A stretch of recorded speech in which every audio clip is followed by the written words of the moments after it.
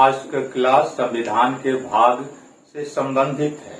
तो हम लोग देखेंगे कि संविधान के भाग से संबंधित विभिन्न लोक सेवा आयोगों में किस तरह का सवाल पूछा गया है। तो पहला जो हमारा क्वेश्चन होता है वो है भारतीय संविधान को कितने भागों में विभाजित किया गया है। हम लोग जानते हैं कि जब हमारा संविधान बना था तो उसमें कुल मिलाकर के 395 अनुच्छेद, 22 भाग और 8 सूचियां थी। तो अब यहाँ पर देखते हैं विकल्प क्या देता है। ए में कहता है 16 भाग, यह गलत होगा। बी कहता है 22 भाग, यह सही होगा। सी कहता है 24 भाग, यह गलत है। डी कहता है 25 भाग, यह गलत है। तो हालांकि कुछ किताबों में संविधान के भाग के संबंध में 24 का भी चर्चा मिलता है, 25 का भी मिलता है और इससे ज्यादा का भी मिलता है, लेकिन संविधान में काउंटिंग के हिसाब से अभी भी 22 भाग ही माने जाते हैं। तो इसलिए उत्तर हम लोगों को मारना है, आपको भाग की संख्या मतलब 22 पर मारना है। यहाँ पर उत्तर हमारा बी हो जाएगा। दूसरा जो क्वेश्चन है वो कहता है कि नागरिकता से संबंधित प्रावधान संविधान के किस भाग में है। तो जो 22 भाग हैं, 22 भागों में से हर एक भाग में अलग अलग विषय को रखा गया है। तो नेचर के हिसाब से जो विषय एक तरह का है उसको एक भाग में रखा गया है, दूसरे तरह के नेचर का जो विषय है उसको दूसरे भाग में रखा गया है। इस तरह से अलग अलग नेचर के विषयों को अलग अलग भागों में रखा गया है। यहाँ पर नागरिकता का विषय संविधान के किस भाग में है यह पूछ रहा है। तो ए में विकल्प है भाग 1 में। तो हम लोग जानते हैं कि भाग 1 में जो है संघ और उसके राज्य क्षेत्र का वर्णन है, जिसका उल्लेख संविधान के अनुच्छेद 1 से लेकर के 4 तक में है। बी कहता है भाग 3 में। भाग 3 में मौलिक अधिकार का चर्चा है, जिसका वर्णन अनुच्छेद 12 से लेकर के 35 तक में है। सी कहता है भाग 2 में। भाग 2 में नागरिकता का वर्णन मिलता है, जिसका उल्लेख संविधान के अनुच्छेद 5 से लेकर के 11 तक में है। डी कहता है भाग 4 में।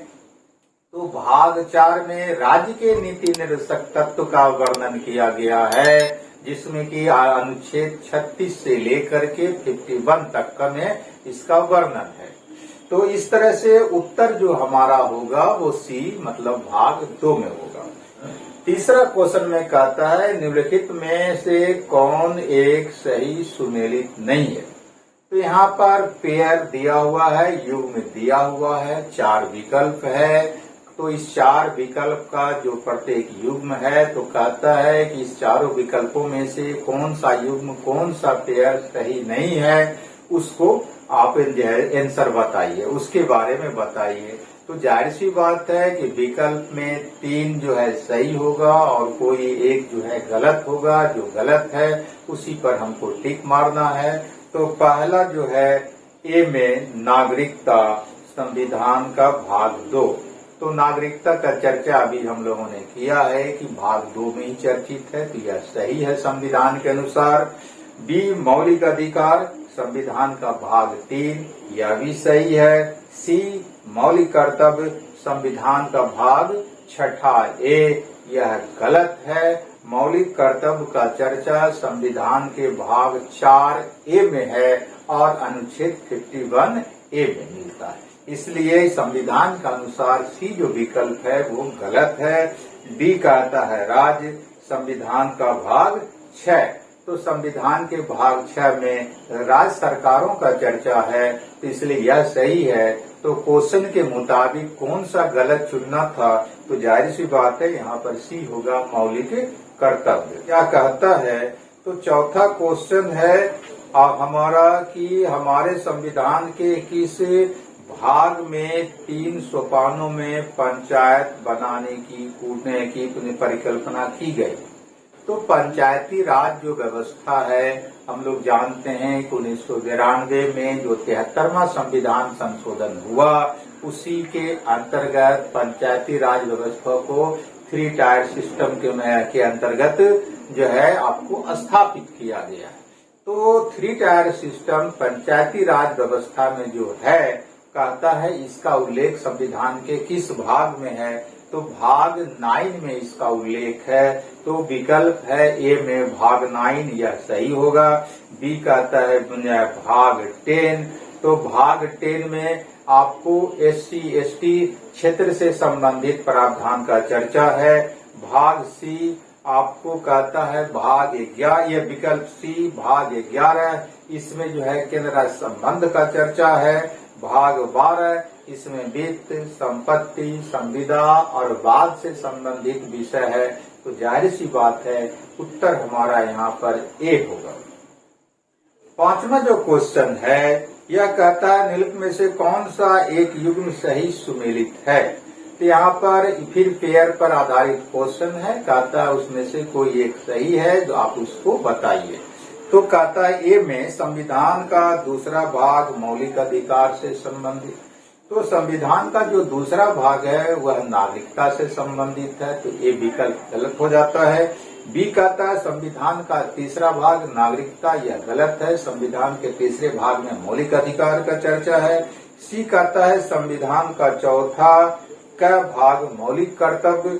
तो मौलिक कर्तव्य का चर्चा अभी हम लोगों ने देखा था कि संविधान के भाग 4A में मिलता है, इसलिए यह सही है। और डी तो संविधान का 5वां भाग राज्य के नीति निर्देशक सिद्धांत। तो 5वें भाग में आपको संघ सरकार का चर्चा है। तो जाहिर सी बात है यहाँ पर क्वेश्चन के मुताबिक हमारा उत्तर सी होगा। अब आता है छठा क्वेश्चन। छठा क्वेश्चन कहता है निम्नलिखित में से कौन भारतीय संविधान के अंतर्गत सही सुमेलित नहीं है। तो फिर यहाँ पर जो गलत है उसको हम लोग को चुनना है। ए में कहता है पंचायत भाग 9, यह सही है। बी कहता है नगर पालिका भाग 9 क, यह भी सही है। सी सहकारी समितियां भाग 9 ख, यह भी सही है। अधिकरण मतलब ट्रिब्यूनल यह भाग 10, यह जो है सो गलत है। अधिकरण ट्रिब्यूनल का उल्लेख संविधान के भाग 14A में मिलता है, 14 क में मिलता है, इसलिए यहाँ पर उत्तर क्वेश्चन के मुताबिक हमारा डी हो जाएगा। 7वां क्वेश्चन जो है यह कहता है संविधान के कौन से भाग में पंचायती राज से संबंधित प्रावधान किए गए। तो जाहिर सी बात है कि हम लोग इसका आंसर तो आराम से बता सकते हैं, लेकिन विकल्प पहले देख लें। संविधान के भाग 6, तो संविधान के भाग 6 में राज्य सरकार का चर्चा है। भाग 7 को एबोलिश कर दिया गया है, निश्चित कर दिया गया है। भाग 8 में संघ और राज्य क्षेत्रों का जो है सो चर्चा मिलता है। भाग 9 इसमें जो है आपको पंचायती राज का उल्लेख है।